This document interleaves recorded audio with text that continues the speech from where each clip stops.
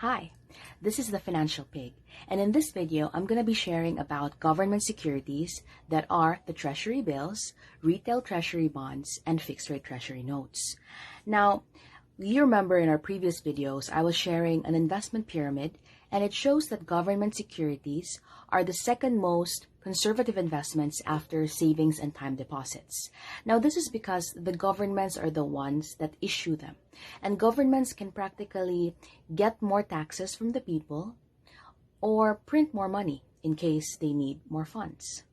Okay, so in this video, I'm going to be sharing with you what are government securities, who offers them, how much you can earn, when you will get your money back, and how you can buy them in the market.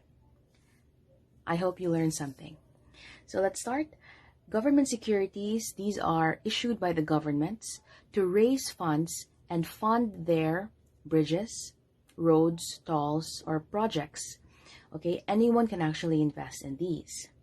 Now, the difference between Treasury bills, retail Treasury bonds, and fixed-rate Treasury notes is that Treasury bills are very short-term. They only go on for maximum of 1 year, while retail Treasury RTBs, FXTNs, they can go from 2 years to 25 years, depending on the issue.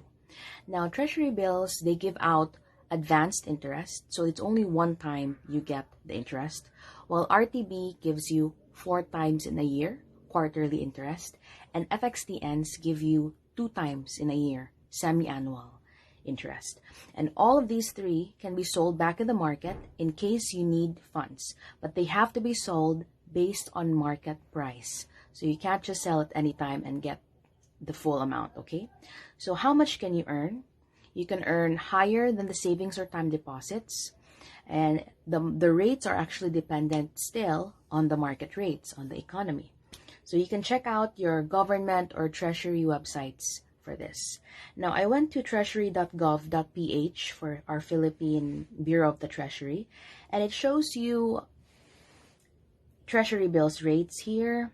If you scroll down, there's 90 days, 180 days, and 360 days.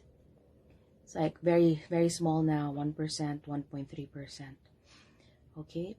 Now, if you scroll down further, you can see 1M stands for 1 month, 3 months, and so on. 1 year, 2 year, 3 years. And these are the basis for your RTBs and FXTNs. Okay, so you can actually explore the Bureau of the Treasury website. Now, let's go on to calculating interest income.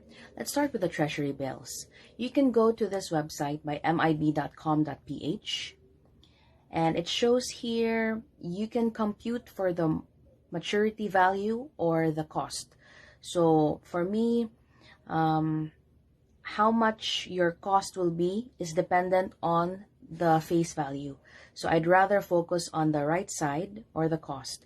So let's say you have 100,000. That's your maturity value with a rate of 1% and a term of 1 year or 360 days. So later on, this video will be showing you how much your cost will be, and it will show you that it's actually a discounted cost, discounted cash out. If you see here, your cost is only 99,200, while your maturity value will be 100,000. So this means that you cash out discounted, and upon maturity, you receive your full face value. That's when you get your interest. But it can also be thought as advanced interest because you're only cashing out this much money and get a bigger money at the end of the term. So Treasury bills, cash out is discounted, 99,200. Your maturity amount is 100,000. Your income is 792 pesos in a year. Okay. Now, how do we calculate interest income for RTBs and FXTNs? It's fairly straightforward. It's the same as savings deposits and time deposits. Interest income is equal to principal times rate times time. I is equal to PRT. Okay, RTBs, let's say we have an example of 100,000 with 3% gross coupon interest rate, quarterly interest, and 20% withholding tax. you always have to deduct 20% withholding tax. So if we compute that, we get 600 pesos every quarter, or if we add that up times 4, it's 2,400 annually. Now, the good thing about RTBs is that they give out quarterly interest, and more people like this. Now, to compare this with, FXTNs only give out semi-annual interest, or every 6 months. So if you can see here, the same example, 100,000 pesos with a rate of 3% and 20% withholding tax, you get 1,200 every 6 months, but still you get 2,400 annually.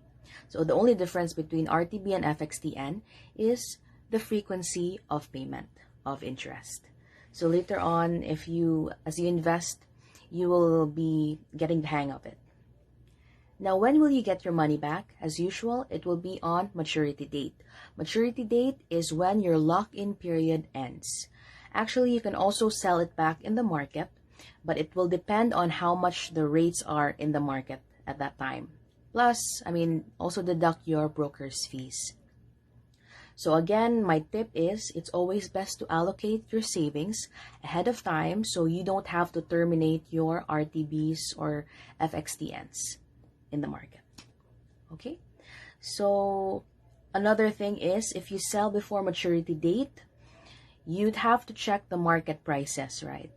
So I'll be sharing with you how interest rates and prices and what their relationship is. So let's say you have an RTB with a 3% coupon. The interest rates in the market went down to 2%. So your existing RTB will have a higher value, right? Because then if people went to buy in the market only 2%, it will not be good for them. They'd rather buy yours, which is 3%, but they'd have to pay you higher because your value of your RTB has gone higher. Same way, if the interest rates in the market went up to 4%, but your existing RTB is 3%, then the value of your RTB will be cheaper. So you will get a lower price. So this is like a simpler explanation, simpler picture of the relationship of the interest rates and the price. As usual, if you have any questions, please let me know in the comment section. I'm just waiting for this picture to finish. Okay, again, there's an inverse or opposite relationship between interest rates and prices. If the interest rates in the markets go up, the prices of your existing bonds go down. And vice versa, interest rates go down in the market, your current investment, the price of that goes up. It's quite straightforward. So how do you open an account? You go to a universal or commercial bank, because the smaller banks don't offer this, and you inquire for Treasury bills, RTBs, and FXTNs. If the branch doesn't know about these, you can tell them that you want to contact their Treasury department directly. Now make sure you bring 2 valid government IDs and cash or your check to open. And other details are also posted on the bank's website, because the banks are the one that offers this. Okay.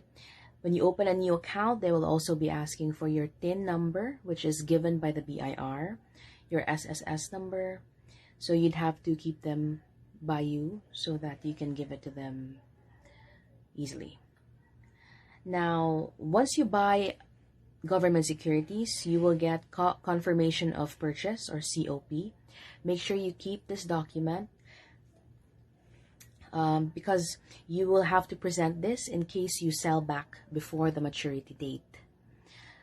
If you don't sell back before maturity date, the bank doesn't ask you to surrender this. Again, this is the Financial Pig, and if you have any comments or questions, please put them below. Have a good day. Thank you for your time.